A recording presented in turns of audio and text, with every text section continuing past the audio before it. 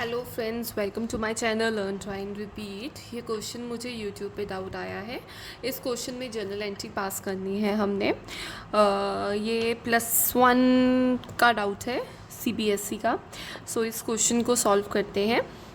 उन्होंने क्वेश्चन में कहा है sold good to Harish 50,000, 5% cash discount, 10% trade discount and half payment is received in cash. Half payment cash में receive हुई है, तो मतलब हमारा जो कैश है वो डेबिट होगा। मैं यहाँ एंट्री पास करने लगी हूँ, कैश अकाउंट डेबिट। ठीक है, हमें कैश डिस्काउंट साथ में दिया हुआ है।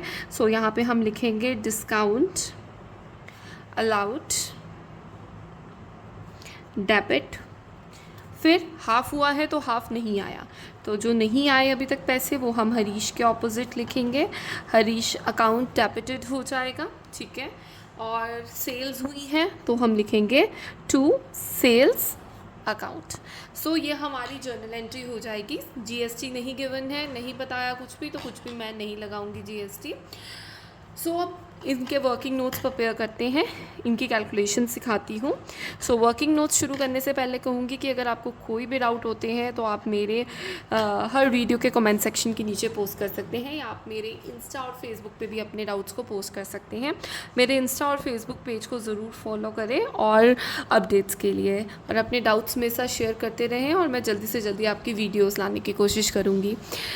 अब इसके वर्किंग नोट्स करते हैं। ये 50,000 का अमाउंट हमारे पास है। 50,000 के गुड्स जो हैं हमने सोल्ड करे हैं, और उसके ऊपर है 5% cash discount and 10% trade discount. तो सबसे पहले हम 10% कैलकुलेट करेंगे। ट्रेड डिस्काउंट यहाँ पे निकालूंगी, क्योंकि जो ट्रेड डिस्काउंट की एडजस्टमेंट होती है ना, वो हिडन होती है।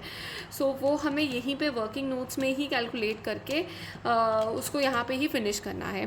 दिस इज़ 5,000, 10% निकालेंगे तो 5,000 आएगा।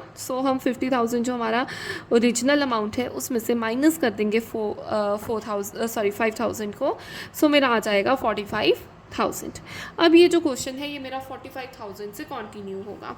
जो 45,000 है ना, आप सेल्स के ऑपोजिट लिख दीजिए। 45,000 यहाँ लिख सकते हैं। ठीक है, अब उसने कहा था कि जो हाफ पेमेंट है वो कैश में रिसीव हो गई है।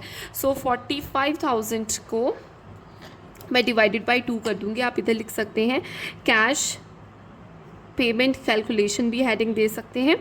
ठीक है, उसको मैं 2 के साथ डिवाइड कर रही हूँ। 45,000 divided by 2 we will get 22,500। ये जो कि कैश में पेमेंट हुई है, पहले मैं उसको ले रही हूँ, बट इसके ऊपर हमें डिस्काउंट भी लगाना है। मैं यहाँ पर कैश डिस्काउंट कैलकुलेट करने लगी हूँ। वो कैसे करेंगे, ये जो 22,500 है जिसकी कैश पेमेंट वो शो कर रहा है, उसके ऊपर मैं 5% लगाऊंगी, इंटू 5 डिवाइडेड बाई 100।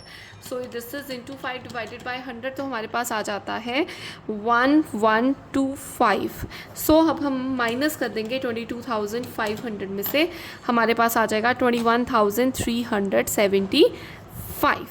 ये डिस्काउंट के बाद का अमाउंट है। जो डिस्काउंट के बाद का अमाउंट है वो हम यहाँ पे लिखेंगे 21,375, और जो कैश डिस्काउंट है वो हम यहाँ लिखेंगे 1,125। और हरीश का जो रिमेनिंग है, अगर हाफ़ हुई है कैश पेमेंट, तो हाफ़ जो है वो अभी तक मतलब उन्होंने पेमेंट करी है, और हाफ़ हमने अभी तक रिसीव किया है, और हाफ़ जो है वो अभी हमने रिसीव नहीं किया।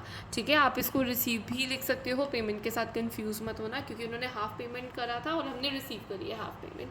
मैंने उसी के हिसाब से कंटिन्यू किया है, और जो रिमेनिंग 22,500 आ जाएगा वो आप इधर लिख देंगे।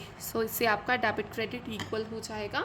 आई होप आपको ये क्लियर है। अगर आपको इसके रिलेटेड कुछ भी डाउट है आप कमेंट सेक्शन में पोस्ट कर सकते हैं, और मेरी वीडियो को लाइक करना मत भूलें। Thank you.